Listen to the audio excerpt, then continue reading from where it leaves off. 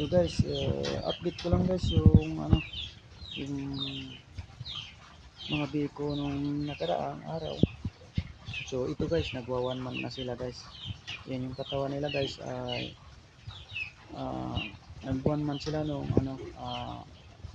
15, April 15. So ito mag-running to 40 na yung timbang nila guys. Ito sila guys, oh. Yan guys.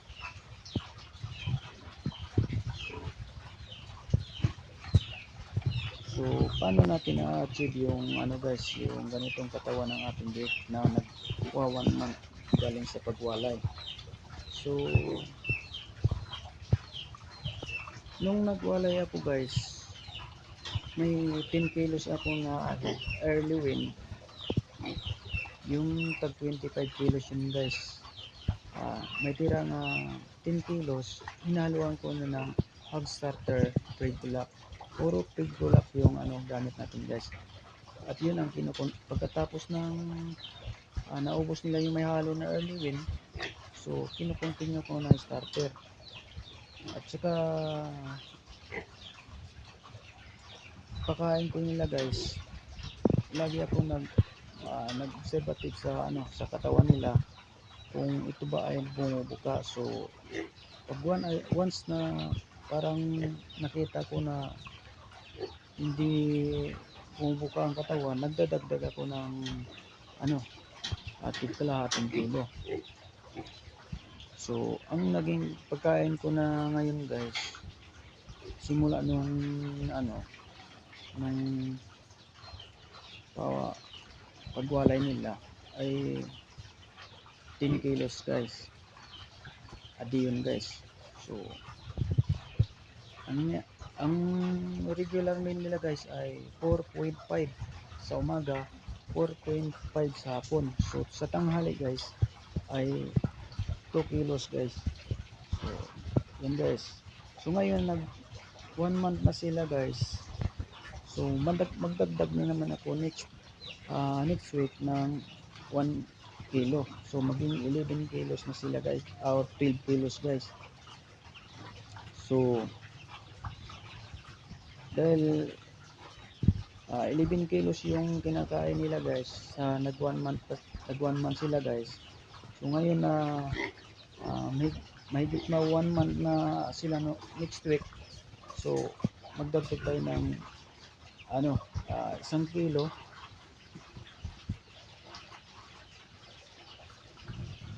or 1.5 kilo guys. So yan ang update ko lang sa inyo guys, kung paano magpalaki ng mga beef guys na hindi tayo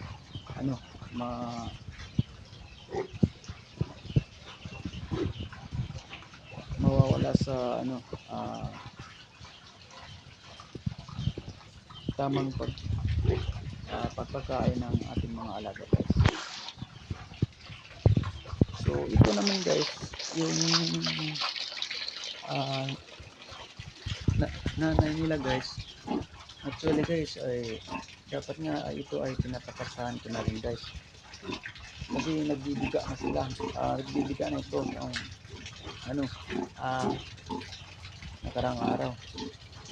Kaso kailangan natin na mag-observe pa rin sa alaga natin, kasi kung ang inahin natin ay stress pa yan galing sa sa mga anak, pagbibibi, kapanganganak, hindi niya na-adapt yung mga similya na galing sa lalaki guys. So maaring kunti lang ma-produce niya na biik sani ng stress. So hindi ko muna yan so sa pangalawang pagbibiga niya, doon ko na yan isasalang guys, para ma-adapt talaga niya yung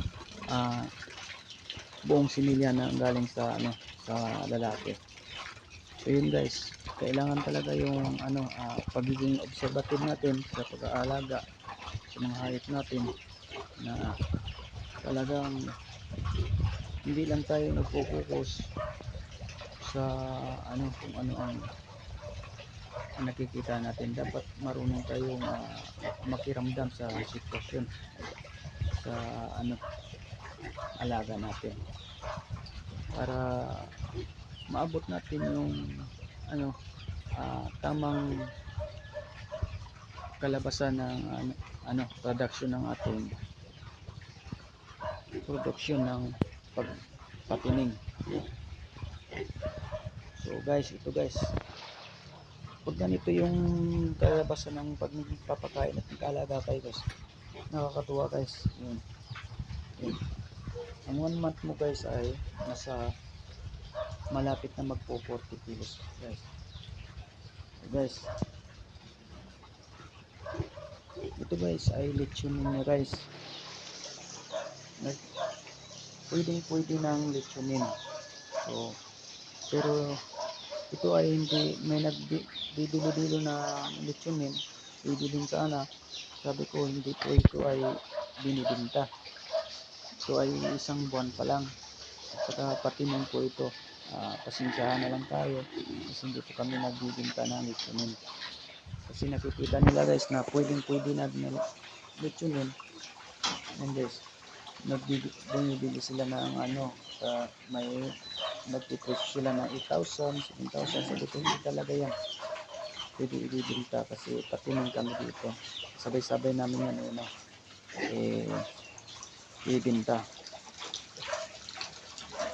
Ang ganda ng guys, resulta ng nung 1 month natin na pag pigrolak yung gamit guys, talagang makikita mo yung structure ng katawan, napakaganda.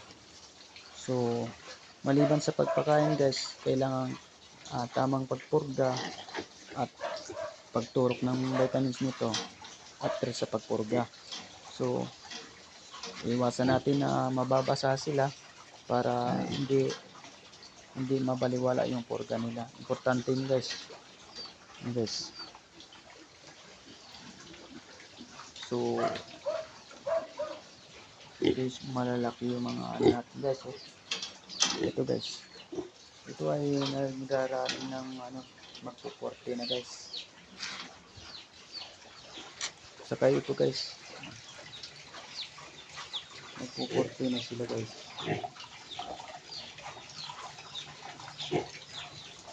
So and guys ay nasa 1 month pa lang guys. 1 month pa sila guys, and 1 month kasi 15 sila nag 1 month.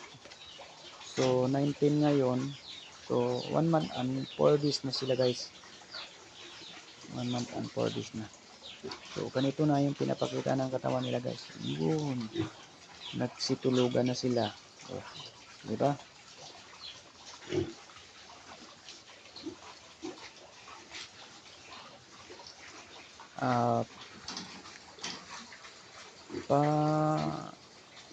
Subscribes na lang guys sa sa YouTube channel ko guys, sa Boy Chusi TV guys, at saka na lang guys, pa-likes na lang guys sa mga video ko rin doon guys.